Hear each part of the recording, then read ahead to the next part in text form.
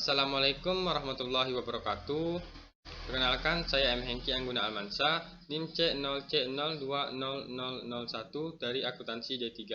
Baiklah, saya akan mempresentasikan tentang ramalan penjualan atau analisa tren. Yang harus kita ketahui yaitu pengertian peramalan atau forecasting, jenis-jenis forecasting, tujuan forecasting, karakteristik forecasting, hubungan peramalan dengan rencana, pengaruh kebenaran asumsi, faktor yang mempengaruhi forecasting, pemilihan metode forecasting, teknik forecasting. Pengertian peramalan atau forecasting. Peramalan penjualan adalah perkiraan atau proyeksi secara teknis permintaan konsumen potensial untuk suatu waktu tertentu dengan berbagai asumsi. Peramalan penjualan adalah perkiraan mengenai sesuatu yang belum terjadi. Jenis-jenis forecasting. 1. Berdasarkan waktunya ada 3 peramalan jangka panjang, peramalan jangka menengah, perencanaan jangka pendek.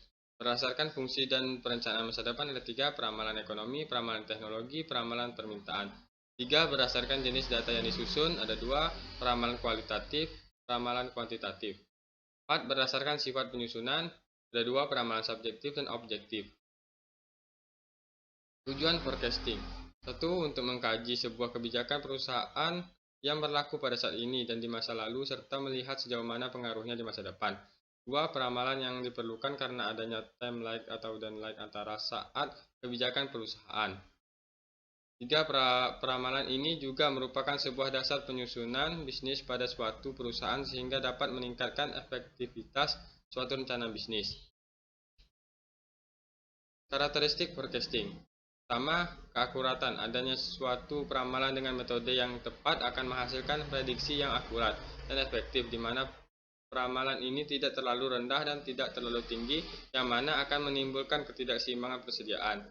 2. Biaya dalam membuat peramalan dapat diusahakan untuk tidak mengeluarkan biaya yang terlalu besar, sebisa mungkin dengan menggunakan berbagai alternatif yang bisa menghasilkan ramalan dengan biaya yang tidak terlalu menguras.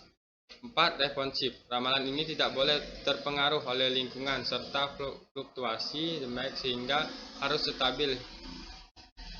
stabil hingga mencapai waktu periode ramalan. 4. Sederhana. Diperlukannya suatu peramalan sederhana karena akan memudahkan kegiatan peramalan. Hubungan peramalan dengan rencana. Forecast bukan merupakan suatu rencana. Forecast adalah ramalan dengan apa yang akan terjadi pada waktu yang akan datang.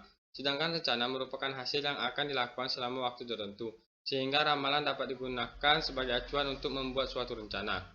Pengaruh kebenaran asumsi. Asumsi mempunyai pengaruh terhadap ketepatan peramalan yang dibuat. Jika asumsi yang dibuat tepat atau mendekati kenyataan, maka forecast yang dihasilkan juga akan mendekati kebenaran. Sebaliknya, jika asumsinya tidak tepat, akan menyebabkan forecast yang dihasilkan akan mengalami penyimpangan. Faktor yang mempengaruhi forecasting. Yang pertama, sifat produk, yakni apakah produk yang diproduksi ini bersifat jangka panjang atau jangka pendek. 2. Metode distribusi, yaitu di mana posisi perusahaan dan apakah ini memiliki jangka yang dapat dijangkau oleh pasar. 3. Besarnya perusahaan dibandingkan dengan perusahaan pesaing, ialah apakah posisi perusahaan sebagai sebuah market leader, market can leader, atau market follower. 4. Tingkat pesaing, yaitu bagaimana posisi suatu perusahaan dibandingkan dengan posisi perusahaan lain di pemasaran.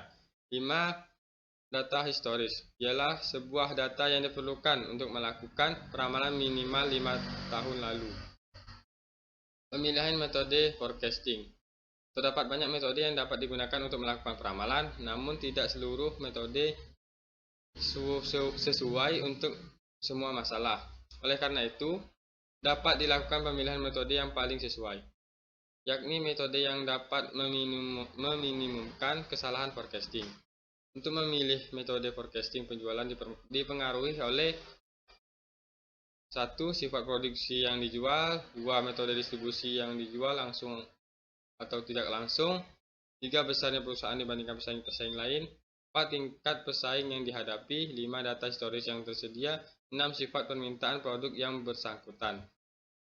Teknik forecasting. Secara sistematik, cara-cara atau metode-metode forecast dikelompokkan menjadi 1. Forecasting berdasarkan pendapat. Forecast secara kualitatif sering digunakan untuk membuat ramalan penjualan maupun ramalan kondisi bisnis secara umum. Sumber-sumber pendapatan yang biasanya dipakai sebagai dasar melakukan forecast adalah 1. Salesman, 2. Manajer area, 3. Konsultan, dan 4. Survei konsumen. 2. Forecasting dengan perhitungan secara statistik. Beberapa teknik perhitungan statistik dalam forecasting yang dibahas meliputi A. Analisa tren. Tren kerap disebut sekular tren yang berarti rata-rata perubahan dalam jangka panjang dan cenderung menunjukkan ke suatu arah, meningkat positif atau menurun negatif. Adanya beberapa metode yang dapat digunakan untuk membuat garis tren antara lain: pertama, tren bebas; 2. Tren setengah rata-rata atau semi average; 3. Tren matematis atau moment atau least square.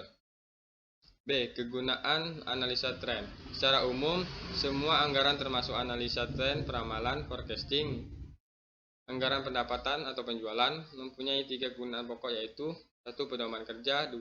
Sebagai alat berkoordinasi kerja, 3. Sebagai alat pengawasan kerja yang membantu manajer dalam mencapai tujuan perusahaan. Kesimpulannya, peramalan atau forecasting merupakan seni dan ilmu untuk memperkirakan kejadian di masa depan. Hal ini dapat dilakukan dengan melibatkan pengambilan data masa lalu dan menempatkannya ke masa yang akan datang dengan suatu bentuk model matematis. Meramalkannya permintaan dari pasar yang dimasuki oleh perusahaan adalah suatu pekerjaan yang perlu dilakukan oleh setiap manajer perusahaan dalam rangka memprediksi beberapa besar peluang pasar yang tersedia di masa depan. Ada beberapa teknik peramalan permintaan: forecasting berdasarkan pendapat dan forecasting dengan perhitungan secara statistik. Forecasting penjualan sangat berguna sebagai acuan perusahaan berapa banyak harus memproduksi suatu barang untuk kedepannya. Demikianlah hasil presentasi saya. Jika ada kesalahan kata, saya mohon maaf. Waalaikumsalam warahmatullahi wabarakatuh.